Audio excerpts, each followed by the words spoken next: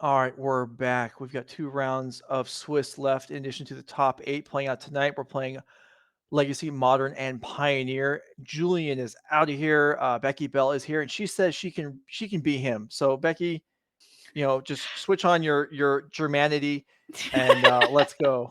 I don't think I can actually be Julian. In fact, if you're here to see Julian, sorry, you're gonna have to go back and watch the VOD. But some great insight and some great jokes that happened between Julian and Joe to start the day off. So I'm gonna see if I can try and keep up with it a little bit. I can't promise that my legacy knowledge is quite as intensive, but I'm gonna do my best here, you know? Oh, well, no one's as intensive as his, but you're selling yourself short. We're gonna have a good time.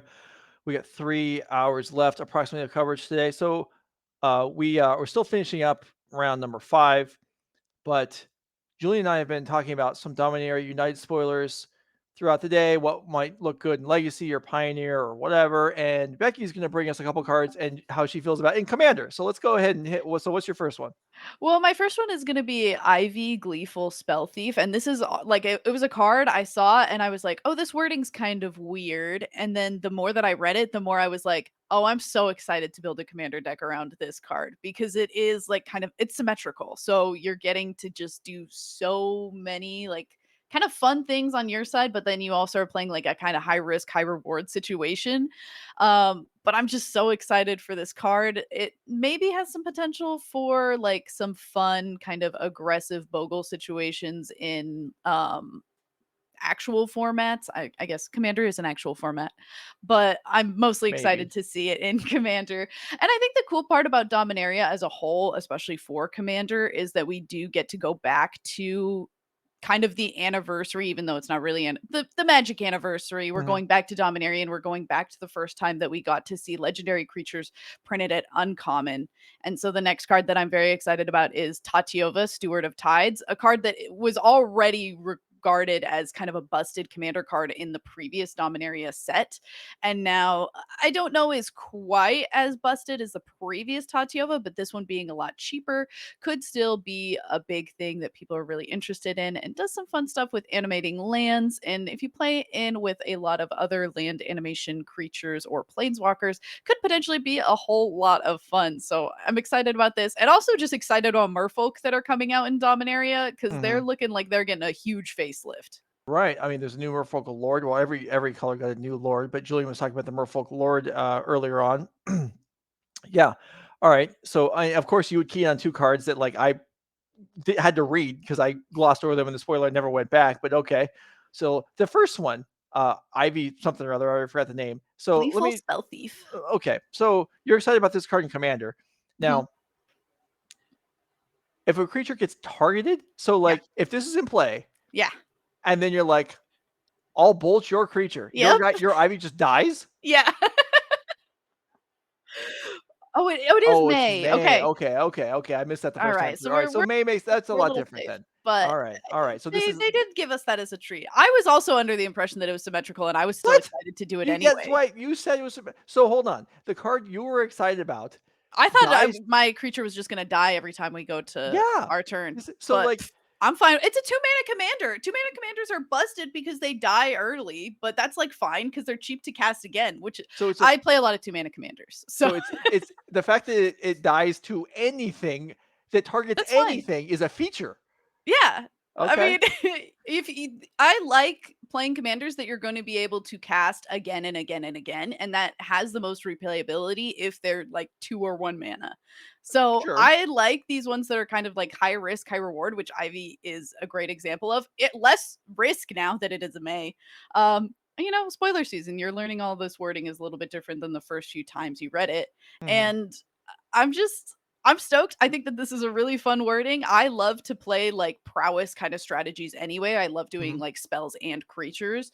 I also really actually like enchantments and I like that this interacts with auras. I know they've just like so canonically been bad over Mhm. time that it like has always kind of been a little bit heartbreaking for me, but every time there is like a heroic or a prowess thing that interacts nicely with auras, I'm always super excited because that's something that I've always liked about creatures in Magic since starting to play the game. And I love how this is just like making copies of them as tokens. I It think is that this pretty is going to neat. be, Like it's if going to be a cool card. you cast Curiosity on one of your other creatures and you get a free one on top of Ivy, Yeah. that's pretty cool. I'll give you that. I looked at the chat and the first thing I saw was Mapamonte saying, "Yeah, it's horrible." But then it turns out he was actually responding to somebody else, not talking about this, which Oh, is okay. too bad because that would have been amusing if that's the way it was. Anyway, so there's your commander cards for this set. All right. So the players are sitting down for round 6. Now we're kind of getting to the point in the tournament where probably you're looking at, okay, do we have a good shot at making top 8 if we win this match, if we win our last 2 matches? This is no more like feeling. We're past the feeling out phase. Now we're kind of where the stakes are clear, and this is a big event. This is a 20K event. If we have the prize pool, we can pop that up. 20K overall, including for the winning team invites, and you can see there it says invites is plural Ooh, for a because whole team? the winning team gets invites to the Nerd Rage Championship and to the Regional Championship DreamHack in For Atlanta. me and the homies. Let's Yeah. go. How sick is that? And you can spend your prize money on your trip to go there. Yeah, this is a good deal. Me crying every time I look at flight prices to Yeah. Atlanta. Yeah, Oh. well, we'll deal with that later on. But Regional Championship number 2, you know where that one is?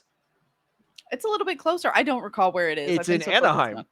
Yeah. Right. Oh, I'm Yeah, so excited that they're that works going for us, and back. all of you Nerd Rage locals watching this from the Midwest. Yeah, tough luck for you, but for Becky and I, it's great. Anyway, players are sitting down, so let's go ahead and go down to the table for round number 6 Ooh, of the I NRG Showdown event. Modern Pioneer Legacy teams. All I right, like that they wrote Pioneer on the table for us. Thank you. well, yeah. And of course, it's been upside down. Each round, notice these are little notes. They're not like it's not like glue. They move them sometimes, and yet they're Mm, still upside down after 5 hours. you know, it's fine. I guess. I can still read it upside down. So for now, it's fine. The moment that we start to do like entire sentences and it gets difficult for me to read it upside down, then we might start to have a problem. But we are going to be watching Izzet Phoenix versus Boros Heroic, and this is going Well, to just be slow potentially yourself a down there. We've had some adventures today with with these these titles. yeah. Okay, so Okay. maybe we have it right now. After I just have to give it a minute for the adjustments to be made. Okay. You know, that's kind of how it goes. Like the start of the day, Melee, sometimes players just love to put that their names are completely different. And but this time we are good. All right, so we've got Scott Pulera, Caroline Kavanaugh, and Nam Dang versus Aaron Mindt, Nolan, Zoler, and Blake Donnan. Caroline Kavanaugh, longtime Nerd Rage viewers Mhm. will recognize as she has done commentary for us a few times in the past. She's on Modern, so we'll get to that later, but we're starting in Pioneer this round. Phoenix versus Heroic. I also appreciate that Blake Donnan's deck is just death and what? I know it's death and taxes, Are but you it sure? is fun. Okay, maybe I don't know. Maybe it's Death Cloud. Maybe it's Oh, maybe death whatever. and cloud Yeah, post. maybe it's unspeakable. All right, so we have the favorite hoplite picked off immediately, and that's if you're playing against Heroic, no matter what deck you're playing, that's what you want to do. You want to kill those creatures before your opponent untaps with mana, because once that happens, it's hard to deal with them. And And making sure that you are safe to continue to do your own thing, very important, but being able to also get rid of those Arclight Phoenixes, a nice extra plus for this Izzet Phoenix deck. yeah, Scott has a lot of land left in hand, but that's just how it goes sometimes. Hopefully, from his perspective, Aaron does not have any more creatures at all, which is not impossible. But also seems unlikely. I suppose it's only playing 18 creatures, but that is still a pretty decent number. Yeah. And you do sometimes hope that they just kept a creature light hand with a lot of pump spells. And unfortunately for Scott, that doesn't seem to be the case. Aaron deploying this third creature and second favorite Hoplite.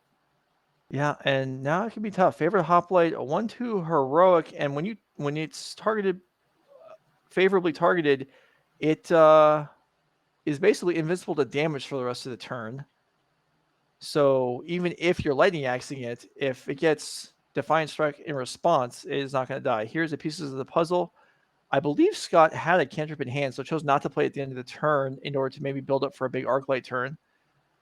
And those were probably Thing in the Ices that went to the graveyard hit there, which means, Oh, yeah, that would make sense. and I think it's fairly common for these decks to have 2 Thing in the Ice, which means it's, oh, I'm told those are actually, maybe those are Riverlight Pathways. That would also make sense.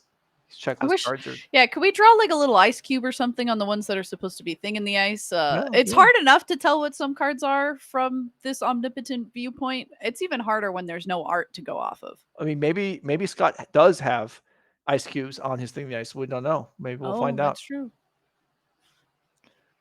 All right, this hoplite a little bit stronger, at least for now.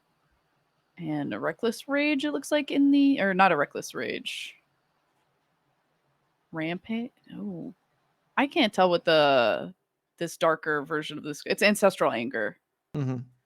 I keep forgetting which ones get printed, and they're all like Reckless Rage and Ancestral Anger. They're both just angry titles, so I get that like all of the like angry words get like mixed up in my brain. I'm just like angry card number 3. See, you're fitting right in for Julia. This is exactly the same kind of commentary we got from him. Complete nonsense. It's great. All right, here's Invigorated Rampage. So you're right, all the anger cards, and this is a huge attack coming in here for, let's see, I'm not even gonna count this up, but it's a lot. Swift Spear's coming in for 6. 6, 7, 8. This Now it one's looks like, special though because it's an angry gremlin card. that might be like 16. Yeah, Okay, and based 15. on Scott going to 4, pretty close, yeah. All right. Well, so now the creatures are vulnerable. So Scott, if you have another lightning axe, you can take out the hoplite. But you're gonna Only need, one card in hand for Aaron, so that, and no mana, so should be safe to at least get rid of one of the big creatures, but this is kind yeah, of a rough spot. something needs to be done here. And this is I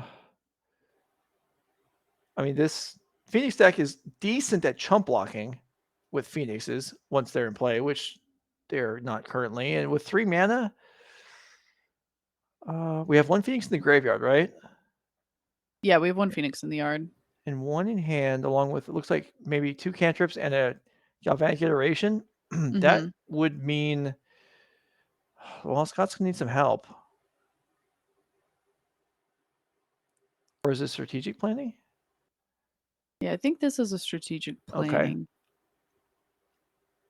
Strategic planning is also always difficult because there's like now 8 different arts for it. That's an exaggeration. There's probably only 4, but that's enough different ones that Yeah. it gets to be one of those that's a little bit difficult to keep up with. All right. So we got planning here. Temporal Trespass. That's not going to do us much good at this point. Pieces of the puzzle got picked up. That's also not going to do us much good. All right. So hoping for Lightning Axe here would be ideal. This is the second spell cast. No lightning X. We're just opting. Okay.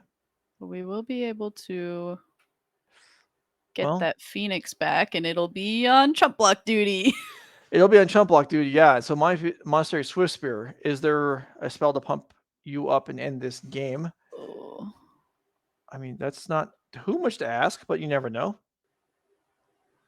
I mean, considering there's only 2 cards in the hand. There actually isn't. Yeah, and one of them's the Painland, and then the others is Wow. just the Inspiring Vantage. Yeah. So yeah. So Scott, if Scott can rebuild and get, I actually think Scott has a better chance of winning this game than I would have guessed going into the last turn cycle. Yeah, I'm kind of with you. Ledger Shredder was the draw for turn, I believe, as well. So, I mean, we don't really have enough land to like go Ledger Shredder and then 3 1-mana spells, which is a little unfortunate because that would be like the ideal, but Yeah. Well, maybe if a land, there is a cruise, I think. Yeah, there's a cruise, and there's a steam vent, which is not really the land you want right now, but I guess it's unlikely Scott takes damage in increments of 1 at this point. Maybe. I'm a little unsure, and I think that Scott is probably just like, yeah, what's the best way that I can amass blockers and continue to just like I think the concern does still have to be just like how do I stay in the game because I don't think that we're we're not around the bend of trying to win. And so starting off with the cruise, I think, is a great idea. Just make sure that we are seeing as many cards as possible here. All right, we'll see. So this is, yeah, 1 mana, draw 3. That's nice. Lightning Axe probably still the best draw. Another Oh, and all we Phoenix. got was another Phoenix. Oof. And another Cruise. I don't know if there's that many cards left in the graveyard.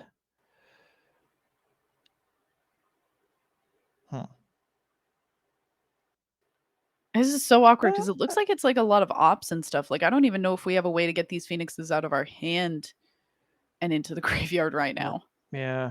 I mean, yeah.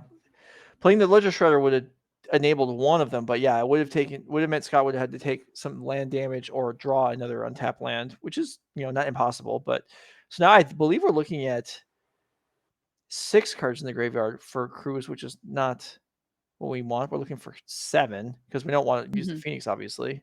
Yeah. This is just scary because, like, now at this point, we're dead to, like, any one of the pump spells that's going to come out of Aaron's deck, because then it's going to be the exactly 3 damage from the Monastery Swiftspear. Yeah. Okay, we did just see a Fiery Impulse.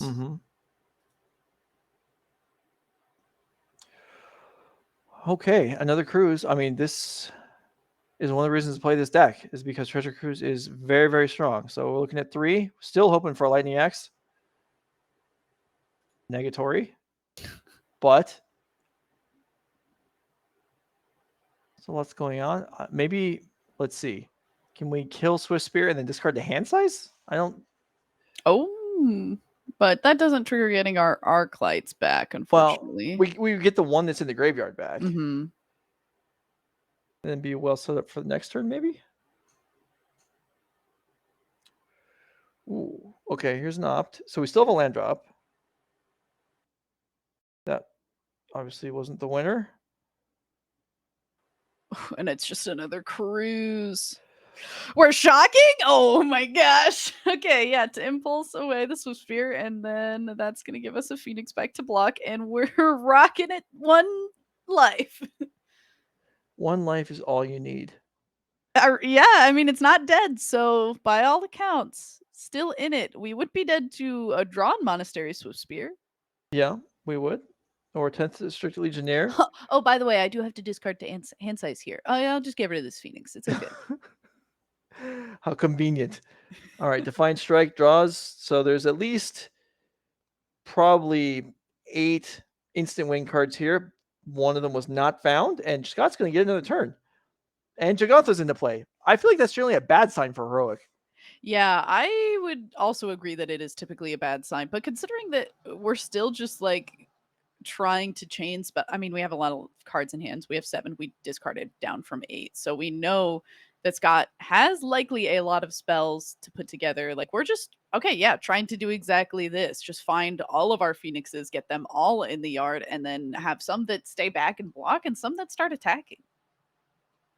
Okay, so Scott giving this pieces some thought, and I think the consideration here is, do I even take the pieces at all or just throw it in the graveyard? Okay, he's going to take it.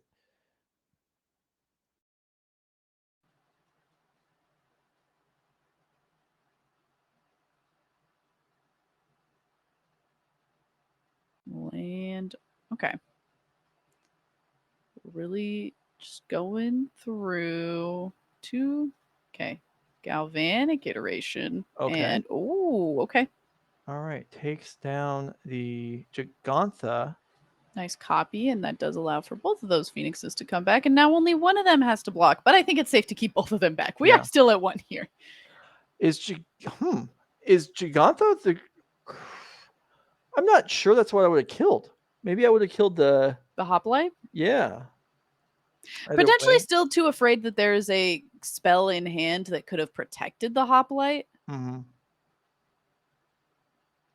Okay, so here is 10th District Legionnaire, which is followed up by double Homestead Courage. Yeah, okay. That's still not lethal. No, it isn't. But I mean, Aaron's doing a good job of at least keeping Scott like saying, all right, you have to do this thing every single turn.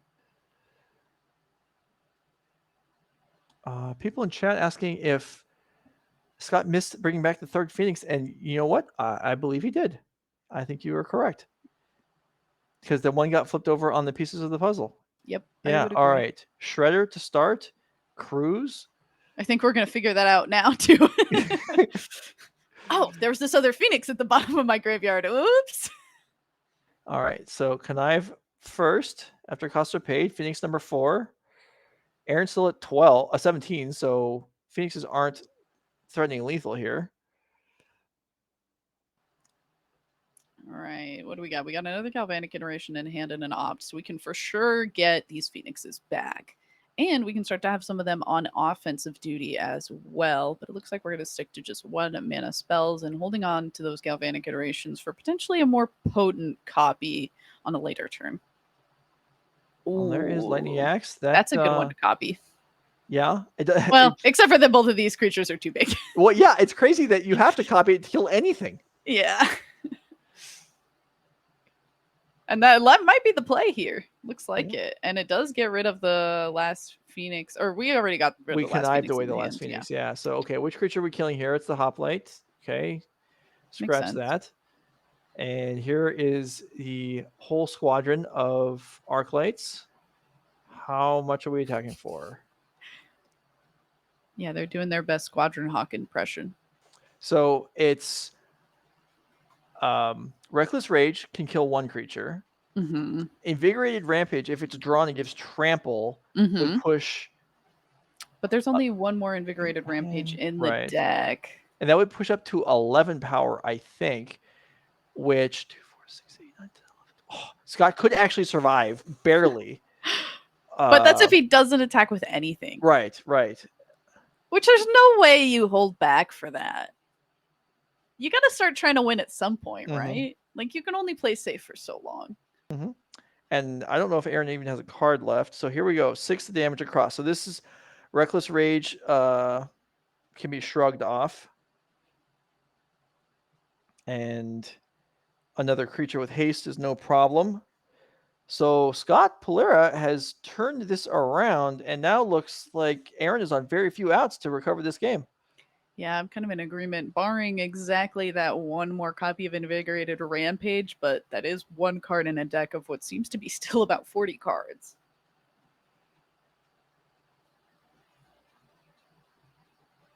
And we need a Sunscorched Desert. Okay, that'll do it.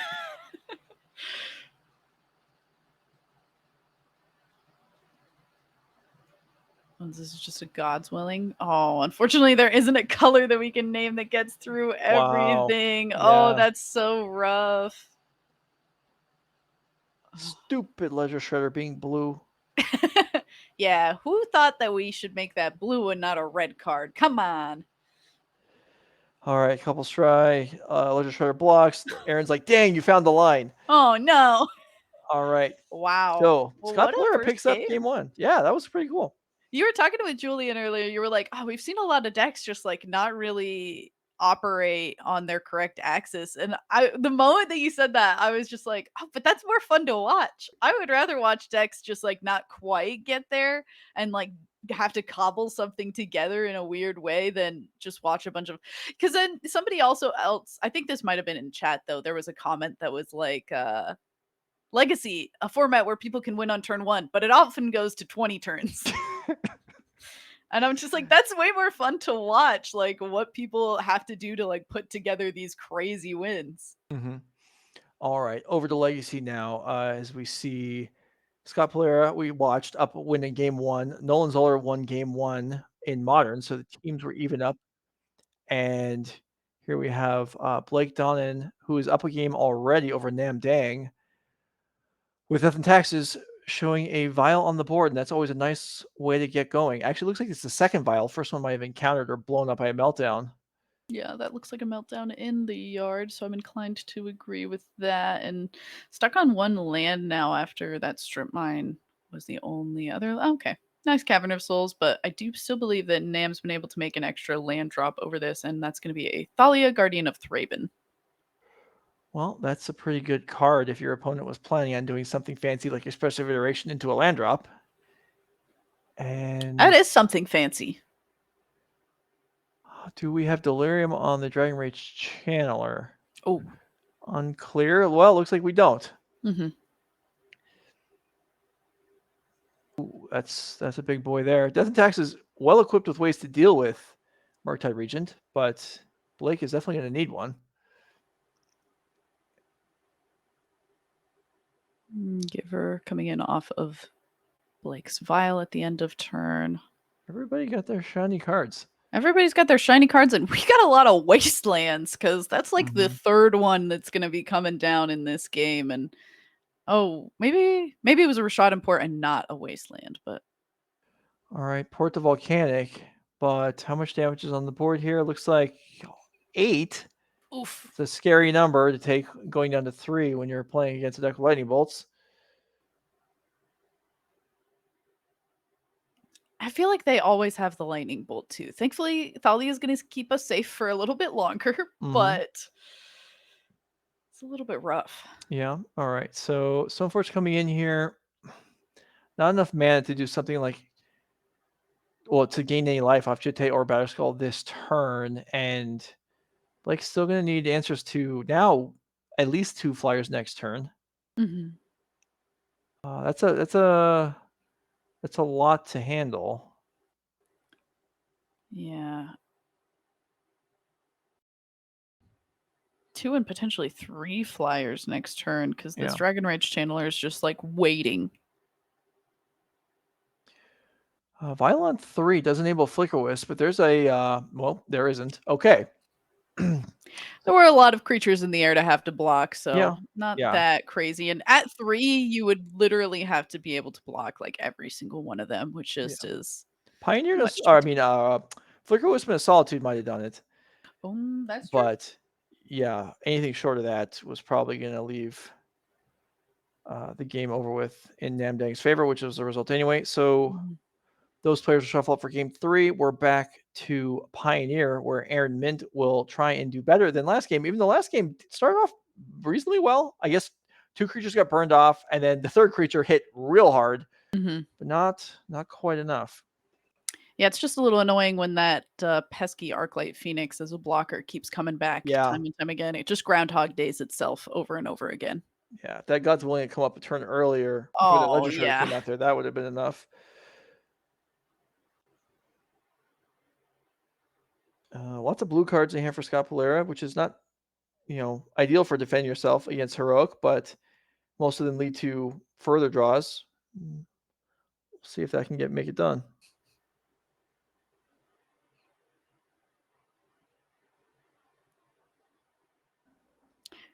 This is I think that this is one of the more interesting matchups in Pioneer right now because they are kind of both aggressive decks, but they're aggressive decks that kind of just go. And I like decks that are I'm trying to play a creature, make it big and just hit for a lot, and then a deck that's like, well, I'm trying to do some like kind of combo oriented things, but I'm also going to kill all your creatures in the way that they have to play around each other. These are just like my 2 favorite style of creature oriented Magic playing. Yeah, no, there's definitely a lot of cool stuff going on in these decks. Like a lot of these decks in Pioneer are, Julie and I talked earlier, just a lot of decks in general. A lot of good decks are, we have a plan, but then we have like a combo finish, or we have some kind of, whatever. Heroic maybe isn't quite on that track. It's just faster. But Izzet Phoenix, like, yeah, okay, we're going to try and value our way into Phoenixes. And oh, by the way, we have this Temporal Trespass plan that's just kind of bypasses the normal progression of turns and ends the game a lot of the time. Yeah, and Heroic does have that extra little bit of oomph of being like, oh, we're just going to try and go really fast. And if you don't interact with Heroic, you usually end up dead pretty quickly.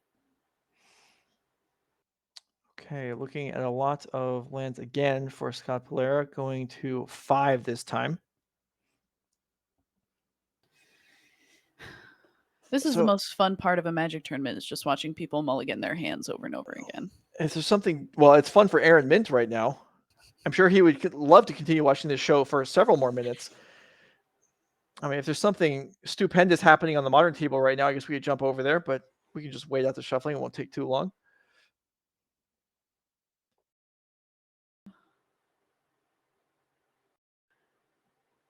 and just chilling. I mean, this is one of those things that, like, in Magic tournaments, I feel like every time I have to mulligan, my opponents always act sad for me, and I appreciate that they put on the act, but I know that in reality it's a lie. Yeah, of course. They're rooting for you to go to 2 every time. I know I Yeah, am. exactly. I mean, sure, we're playing this game for the challenge of competing against each other, but that's, it's in theory. In practice, yeah, we want free wins. Mhm. Unless I'm playing literally at a kitchen table with a bunch of other friends, there's no stakes. Then yeah, I don't know. Let's just all stay at 7. Doesn't Well, matter. yeah, then But you're playing creatures where if you bolt anything else, your creatures die too for free. So yeah, that's not a exactly. All of a sudden, my Ivy Gleeful Spell Thief is perfectly symmetrical on all angles. yeah. You're mulling just by playing it. That's true. All right, so here we are underway.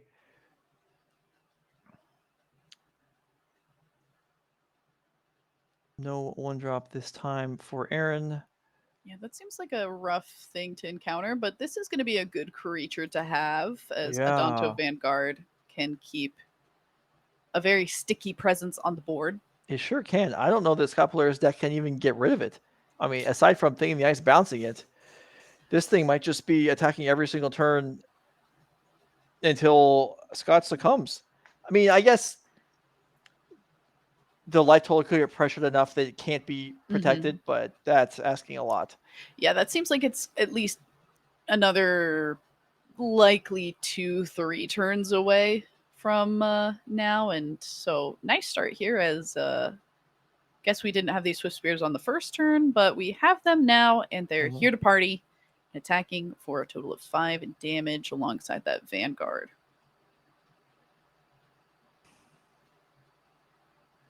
Yeah, it's kind of weird, isn't it? How, 2 1-drops came out on turn 3.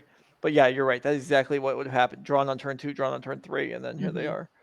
Well, actually, the white land came into play tapped on turn 1, so it might also have been just a mana issue. Oh, that's fair. That's fair. And then the Battlefield Forge was just something that was drawn later. Potentially. All right, Scott. 5 cards here. What do we got? Pyromancer. Well, that's good at blocking.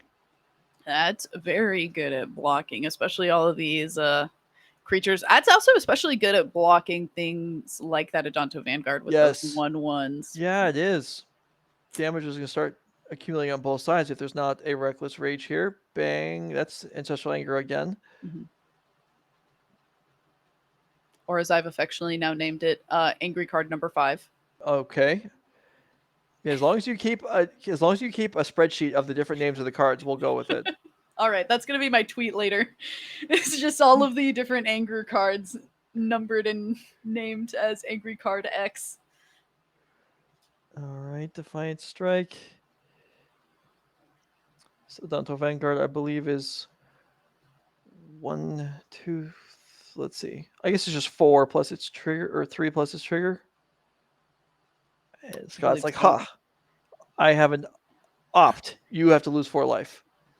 I mean, that's pretty good. That is pretty good, yeah. And opt for your opponent to lose 4 life seems pretty good to me. Yeah, scry 1, draw a card, you lose 4. Shoot, I'd play a whole deck of those. You know what? Burn would love to play a deck full of those. Yeah.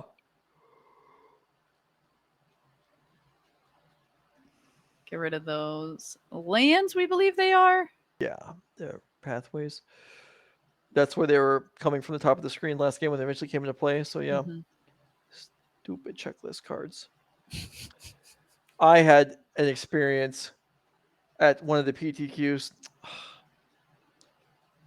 Judge tells me, "Oh, your sleeves aren't good enough. You need to get different ones." And I was like, "Fine. Which one? You pick them out for me so that I know they'll be good." And the judge is like, "These ones. These are the ones." And I was like, "All right, I'll buy these." And I take them out, open them up, and the same sleeves I already had on the deck in the first place. Judges cannot be trusted. They do not know what they're talking about, apparently. Oh my! Don't listen to Joe. Some judges are okay. Some maybe, but I guess just like some players. They're not. Their capability as judges is not dependent upon their ability to identify, what sleeves are quality or not. So no, that I will agree with. So I guess that's not on their judge test. Can confirm, as I've taken it. All right, 2 tokens in. Huh. We're gonna have to come up with some fun with Becky judge test questions for later then. Oh, okay. I mean, I don't know what Production in our ears. Oh, we are ready. All right, so here we go. I don't imagine we're gonna want to block with pyromancers here, so I feel like one of them might want to attack, but we're not even done making tokens yet. We're not done making tokens. We're not done dealing damage. We're not done with anything. Scott, once again, getting life total pretty low, but like all things considered, is looking to be in a pretty okay spot here. Yeah. Yeah, certainly. And Aaron deciding whether maybe the Swift Spear can be saved. That would require a God's Willing. And God's Willing looks pretty valuable right now, given that there's only red creatures for Scott. Yeah, so this Swift Spear goes down.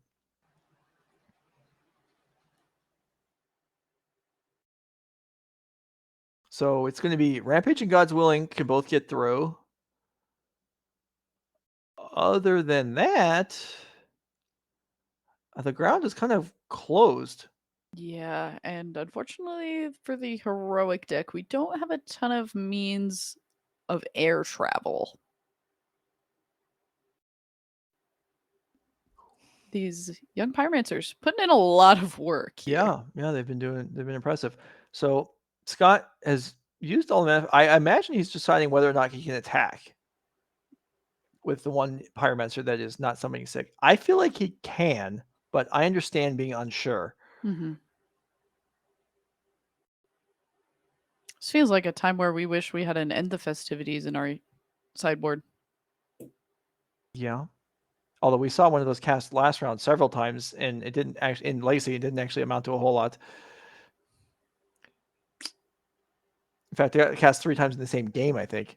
Oh, geez. Okay. Yeah, I kept getting Mystic Sanctuary, but it was cast it to kill, cast it, and then Mystic Sanctuary, Brainstorm, cast it again to kill Stoneforge Mystic. That wasn't too exciting.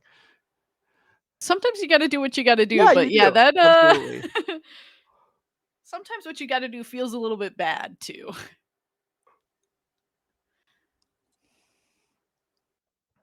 Oh, God's Willing. Targeting our Monastery Swift Spear. We can name red. Ooh, what do we got? Yeah, well, we kind of have to name red, but that makes it Yeah. a little tricky as obviously we can't play any more red pump spells on it, and there are some in the deck. Yeah, and especially because that's all of our mana that's left is red. Well, Battlefield Forge can do different color. But it does feel weird to do that in that order then.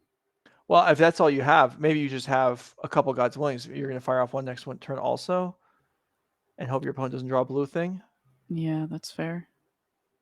But looking at the hand, it doesn't even look like that's the case. It actually looks like it is an Ancestral Anger, which that is not going to work. Not gonna work, yeah. Is that Homestead or is that Anger? That's Homestead. Oh, that's Homestead. Okay, yeah. Aaron's just playing the dark version of both of them, so they functionally look the same. But we did tap the Battlefield Forge for it, so yeah. So we're safe. yeah, we're safe. So it gives vigilance. That's why we're still there. So okay. So some damage came across there. It looks like probably 3 or 4, maybe 4. So that's fine and all, but Scott is not gonna win the game this turn. Yeah. So really a blue creature would be ideal, or a Time Walk. I guess those are the two number 1, number 2 options here. Yeah, it doesn't look like we have either of those in hand, but we're going to start with the strategic planning. It's also hard. Like the Izzet decks, like it doesn't really matter what's in your hand when you start the turn off because you end up drawing and like filtering so many different cards most of the time anyway. Mm-hmm. All right, can we? Oh yeah, there we go. I was gonna ask for life totals to be updated, but do we see Scott at 3 now?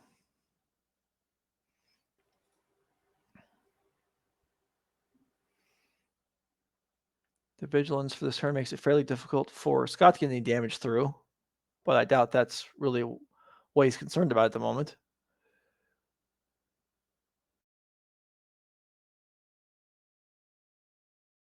Lightning axe in hand. Maybe debating whether that can be fired off now.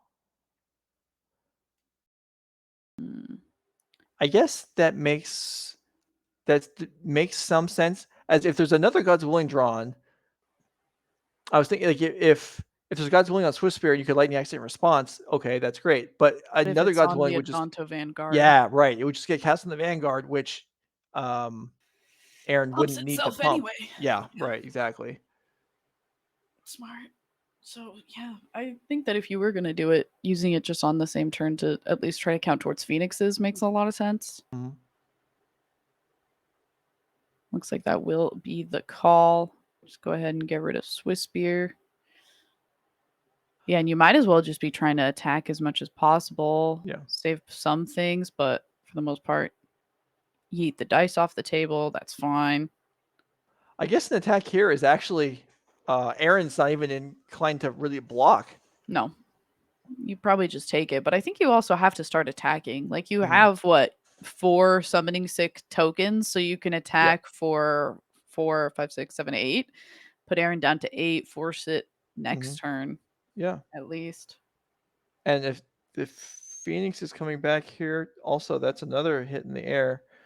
It would be interesting to see if I don't think he can make that many land drops, but if Scott got to 6 additional lands, he could actually use Hall of Storm Giants as a blocker to have a blue creature.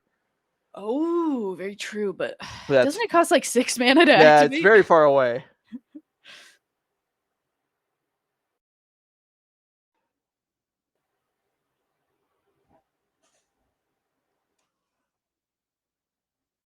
All right, and now no mana, so we're just deciding how we want to attack. I say we attack with everything that is not summoning sick.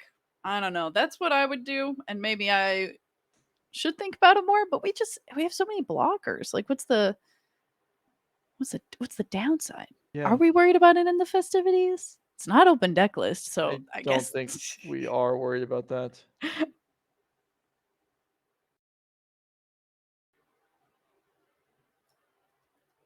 Yeah, I'm with you. I think even the pyromancers can get in there, and I don't think it matters. Yeah, because like even if one pyromancer gets blocked, okay, each one of these pyromancers respectfully made about 5 tokens, so worth.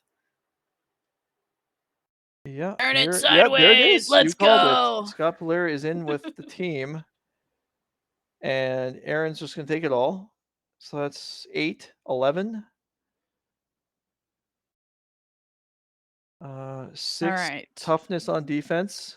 So if we have even an invigorated ramp, I think we literally just need, God's Well, willing, and that is not there. yeah, God's willing or some combination of cards, but like Mhm. a trample plus something else. But yeah, and that's Yeah. it. So Scott Pulera takes down a heroic, and it looks like Nam Oh, Dang did defeat Blake Donnan. So the team of Pulera, Kavangh, and Dang has won this match. We didn't make it to modern, but they do advance to 5-1.